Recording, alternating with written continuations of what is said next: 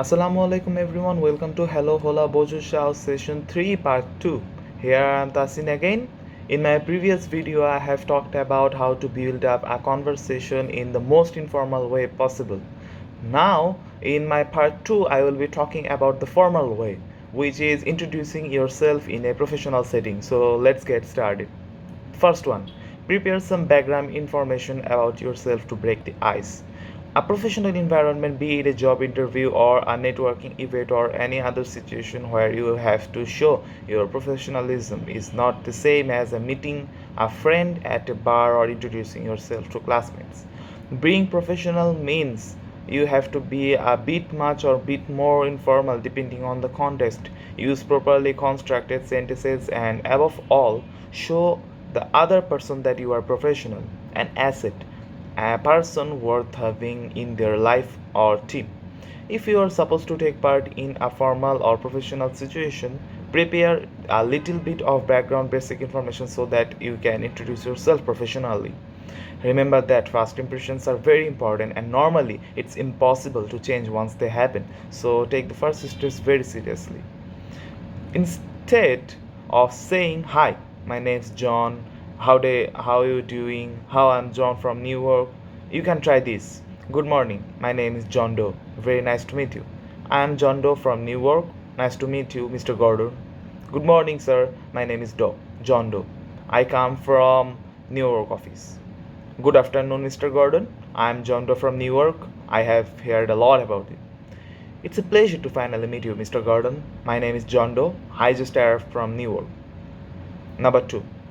Prepared a short presentation about your career background. It's really important to get into your head that you don't need to go to the event with a projector and show them a PowerPoint presentation on who you are and what you do. This will be first real play a piece of information about you that these new people will be getting after you have introduced yourself. So be specific and choose the skills and qualities that match the kind of situation you are in. You don't want to keep net the conversation and make it all about you, and you also don't want to people to get bored because you decided to tell them in detail what you did while you were working in Argentina for that amazing insurance company. Be precise. If they have any questions they will ask, you can always introduce your a part of your story later in the conversation with it fits much better. Let's have a look at our two friends. Suppose Amy and Brian. The first one we talked about in our part 1 video. So they could briefly talk about their career background and make a good first impression. Here, Amy saying going for the first impression that Amy, I work for an IT company in Lower Manhattan, or I have been working as an editor for Select magazine for 15 years. Brian, I have been working as freelance translator since 2002 or during the last 10 years. I have been charged of managing translation projects related to marketing. Avoid saying too much at this point and try not to give too much information if it doesn't suit the conversation. Here's an example of something you should avoid saying right away. I have been a freelance translator for 20 years. When I finished studying translation and mediation, I decided that I wanted to start looking for a job. But finding a good one was so difficult that I gave up. 3 weeks later, I started my own business and began looking for big clients so that I could get a stable income. A couple of years later, I moved to Bosnia. And remember, all to always show interest in others speakers after you have introduced yourself and your career status. You can add one of the following questions at the end of your presentation. Like, what about you, Mr. Gordon? Do you have any experience in it? What do you do for a living, Mr. Gordon? I have heard your work as a, don't you, Mr. Gordon? Number 3. Prepare relevant information about yourself beforehand.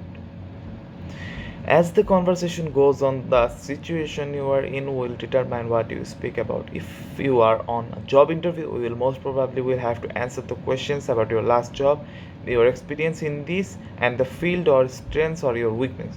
If you are networking or taking part in a professional event like a convention or a business meeting, you'll probably get asked several different questions depending on what kind of event you are in. Regardless of the kind of event and type of questions you get, make sure you are relevant and of value.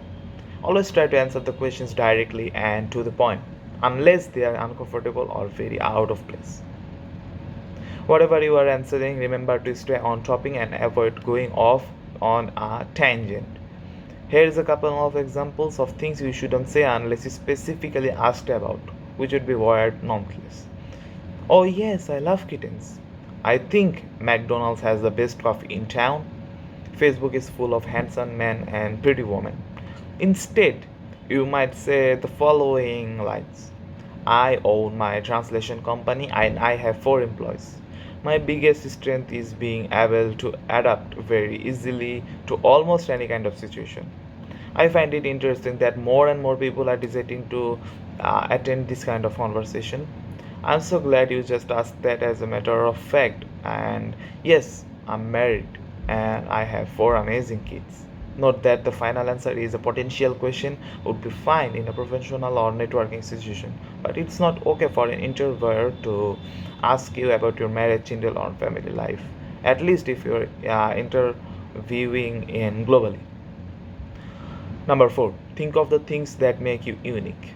It's really important to make yourself unique during a professional meeting. Like, have you lived in 5 different countries? Are you a polyglot, a person who knows a number of languages? Do you graduate with honors? Like this, during a job interview or a professional event, there will come a time when you will have to brag. Brag means boast proudly about yourself, a little bit about yourself. Use that moment to shine like a diamond and show you are a valuable asset and a person worth keeping close. Be unique, be brilliant, and do it a professional way. Make a list of things that you make professionally unique. It can be anything you have achieved in your life that makes you feel proud of yourself. Like, read what Amy and Brian have to say about some of their professional lives. Amy. I emailed Bill Gates in 2005 when I was working in assistant. He shared some thoughts on building your own brand that was a turning point in my career. Brian.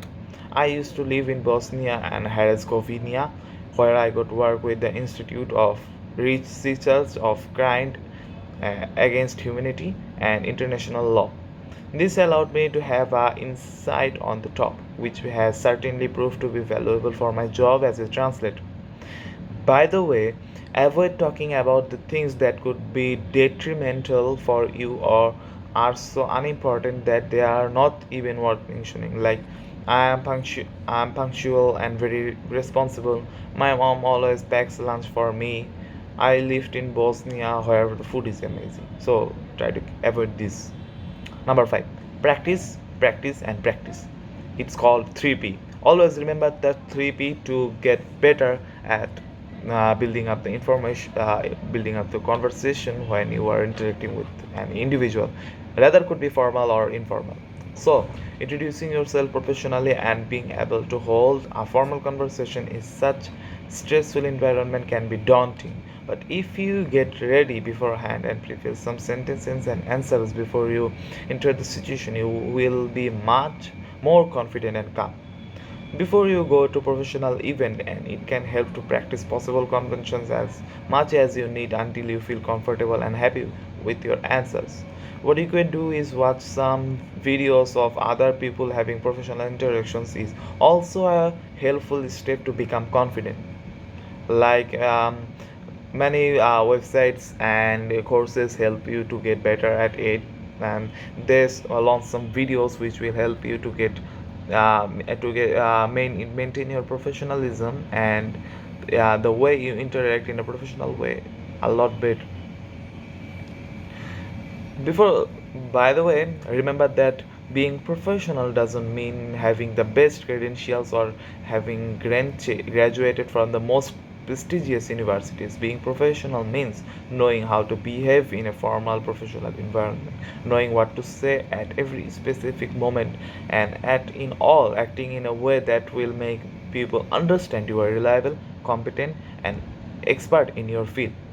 Here is a final example of conversation between Brian and Amy. They are at a marketing convention and they just got to know each other. Brian: good morning. Nice to meet you, Mr. Paultino. My name is Brian Gordon. Mr. Stanford talks wonders about you.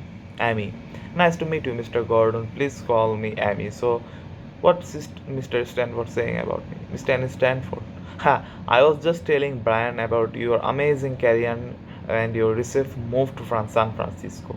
Brian: I love San Francisco. Wow, how are you talking like it? Amy: I love it here. The atmosphere is wonderful. Where are you from, Mr. Gordon? Brian: please call me Brian. I was born in London, but I only lived in England for 6 months, so I really consider myself to be American. Amy: sounds exciting. I have never been to Europe. I have always wanted to visit Spain, but I got promoted to manager at my job and I have been very busy since. Why do you work, Brian? Brian: I have been a freelance translator for 20 years. I have a passion for languages. What about you, Amy? Mr. Stanford told me you work for an IT company downtown. Mr. Stanford: Nokia, can you imagine? Amy: that's right. I have been involved in some Nokia IT projects since 2014. I recently got an offer to come to San Francisco and I didn't want to waste such a huge opportunity. Brian: sounds amazing. Mr. Stanford: Brian, did you know that Amy knows Bill Gates? Brian: really impressive.